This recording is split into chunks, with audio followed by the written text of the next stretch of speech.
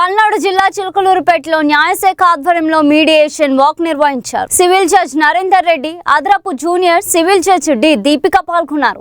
Andhra Pradesh high court న్యాయ సేవాధికార సంస్థల ఆదేశాలతో కార్యక్రమం చేపట్టారు. ప్రజలకు అవగాహన కల్పిస్తూ 1 కిలోమీటర్ మేర మీడియేషన్ వాక్ నిర్వహించారు. ఈ నెల 8 నుంచి 14 వరకు ప్రత్యేక మధ్యవర్తిత్వ కార్యక్రమాలు నిర్వహించనున్నారు. పెండింగ్ కేసుల పరిష్కారం కోసం 2 కోట్ల ప్రత్యేక బెంచ్లు ఏర్పాటు చేస్తున్నారు. కేసుల పరిష్కారానికి 4 శిక్షణ పొందిన మధ్యవర్తులను అందుబాటులో ఉంచనున్నారు.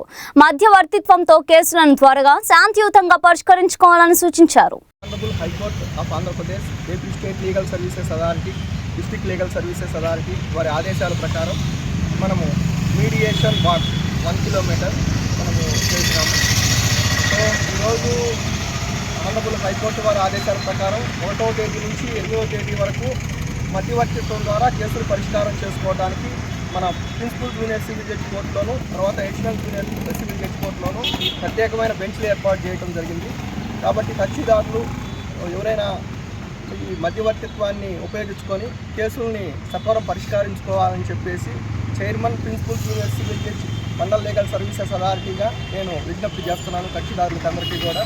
ఈరోజు మనకందరికీ తెలుసు, మన కోర్టుల్లో కేసులు అనేవి చాలా పెండింగ్ ఉన్నవి. కాబట్టి సత్వర పరిష్కారానికి మనము ట్రైన్ మీడియేటర్స్ మనకు 4 ఉన్నారు. భాను గారు, తర్వాత డిహెచ్ఎస్ ప్రసాద్ గారు, రాజేష్ గారు, పిఏ వెంకటేశ్వరరావు గారు. సో ఈ 4తోటి మనము 4 బెంచ్లను ఏర్పాటు చేయడం జరిగింది. కాబట్టి కక్షిదారులందరూ ఈ అవకాశాన్ని ఉపయోగించుకొని మధ్యవర్తిత్వం ద్వారా తమ కేసులను శీఘ్రంగా పరిష్కరించుకుంటారని ఆశిస్తూ సెలవు తీసుకుంటాం.